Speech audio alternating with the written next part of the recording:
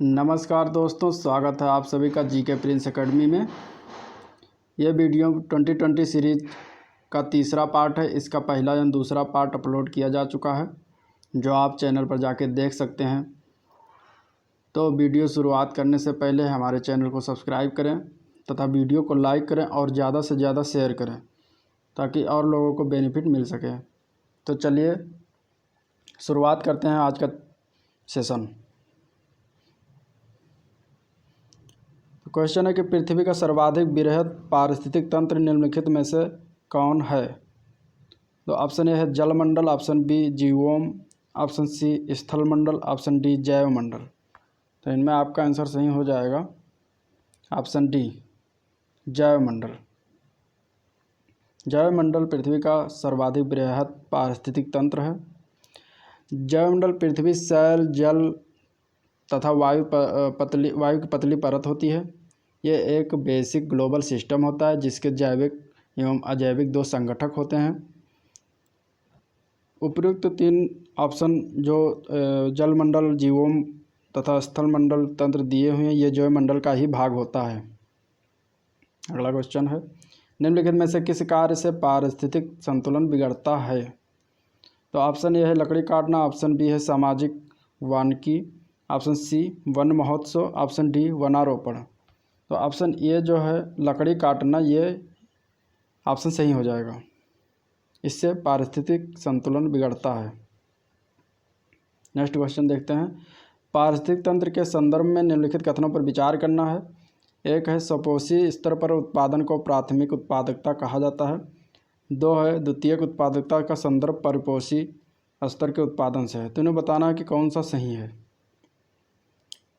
तो इनमें दोनों सही हैं, इसलिए ऑप्शन सी सही हो जाएगा, एक व दोनों। अगला क्वेश्चन है, एक पारिस्थितिक तंत्र में ऊर्जा की मात्रा एक पोषण स्तर से अन्य स्तर में स्थानांतरण के पश्चात ऑप्शन ए बढ़ती है, ऑप्शन बी घटती है, ऑप्शन सी स्थिर रहती है, ऑप्शन डी बढ़ सकती है या घट सकती है। तो इनमें आपका आंसर सही हो जाएगा घटती है, ऑप्शन बी। क्योंकि ऊर्जा की मात्रा एक पोषण स्तर से अन्य स्तर में हस्तांतरण जब होता है तो मात्रा उसकी घटती है। नेक्स्ट क्वेश्चन, पारिस्थितिकीय पदछाप के माप की इकाई है। ऑप्शन ए भूमंडल hectare, option B nanometre, option C हाउपस cubic foot, option D cubic ton. तो इनमें आपका आंसर सही हो जाएगा भूमंडलीय हेक्टेयर। पारिस्थितिकीय पदछाप की माप की इकाई भूमंडलीय हेक्टेयर है। अगला क्वेश्चन, जैव विविधता को परिभाषित किया जाता है।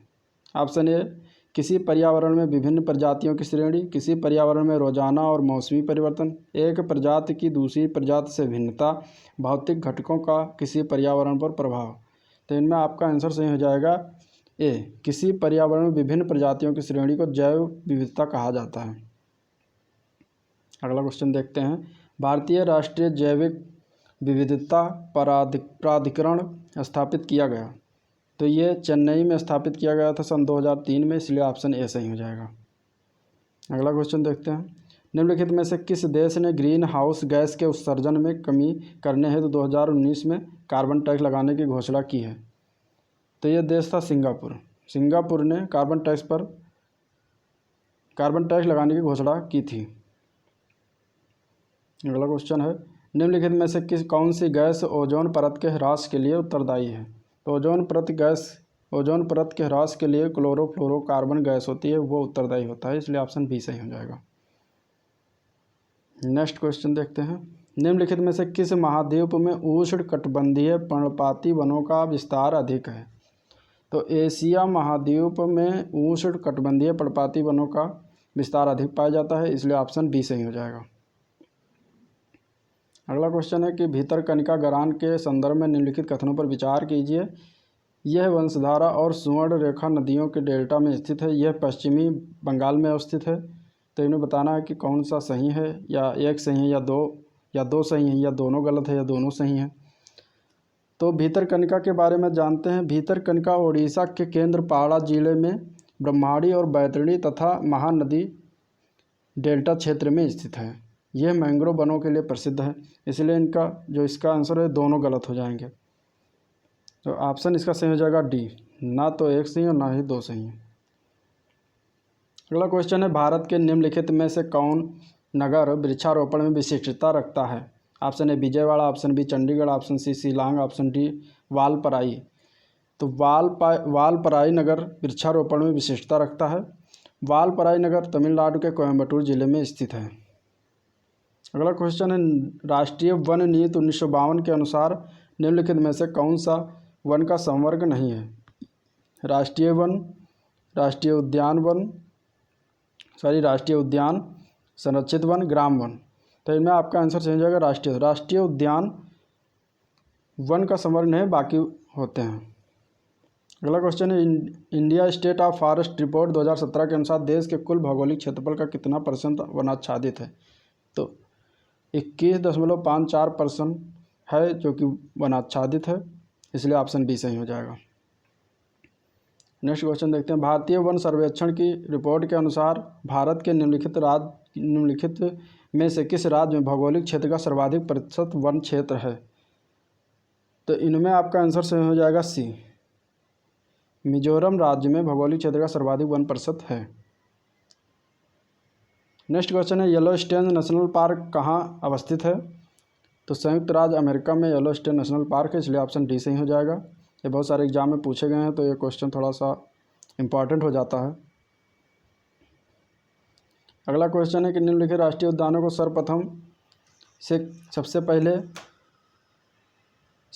सबसे बाद के कालक्रमानुसार व्यवस्थित कीजिए और पार्क के नीचे दिए गए कूट से सही उत्तर दीजिए। Silent valley, Jim Corbett, Kaziranga ने कान्हा। तो इनमें जिम 1936 में स्थापित हुआ था, कान्हा नेशनल पार्क 1955 में, काजीरंगा 1974 में और साइलेंट वैली सबसे बाद में 1980 में स्थापित हुआ था। तो इस तरीके से इसका आंसर सही हो जाएगा ऑप्शन डी। पहले जिम कॉर्बेट 1936, फिर कान्हा नेशनल पार्क 1955, फिर काजीरंगा 1974, फिर साइलेंट वैली 1980। अगले क्वेश्चन पर चलते हैं, निम्नलिखित में से कौन छत्तीसगढ़ में स्थित है? कौन सा राष्ट्रीय उद्यान छत्तीसगढ़ में है? ऑप्शन ए अंशी राष्ट्रीय उद्यान, ऑप्शन बी बेटला राष्ट्रीय उद्यान, ऑप्शन सी इंद्रावती राष्ट्रीय उद्यान, ऑप्शन डी गूगल राष्ट्रीय उद्यान। तो इनमें आपका आंसर हो जाएगा ऑप्शन सी, इंद्रावती राष्ट्रीय उद्यान छत्तीसगढ़ में है। सूची 1 तथा सूची 2 से मिलान करना है। सूची 1 में राष्ट्रीय उद्यान है, सूची 2 में उनके राज्य के नाम हैं। तो इतानकी राष्ट्रीय उद्यान नागालैंड में है, बेतला राष्ट्रीय उद्यान झारखंड में है, सिरोही राष्ट्रीय उद्यान मणिपुर में है, गुइंदी राष्ट्रीय उद्यान तमिलनाडु में है। तो इस तरीके से आपका आंसर इसमें सही हो जाएगा 3-1-4-2 ऑप्शन सी। अगले क्वेश्चन पर चलते हैं, सूची 1 को सूची 2 से मिलान करना। सूची 1 है जयमंडल आरक्षित क्षेत्र और सूची 2 में है उनसे संबंधित राज्य।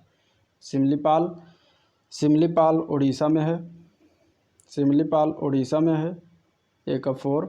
दिहांग दिबांग अरुणाचल प्रदेश में है, बी का 3। नोकरेक मेघालय में है और कोल्ड डेजर्ट जो कि ये पड़ेगा हिमाचल प्रदेश में। तो इस तरीके से इसका ऑप्शन सही हो जाएगा ऑप्शन डी।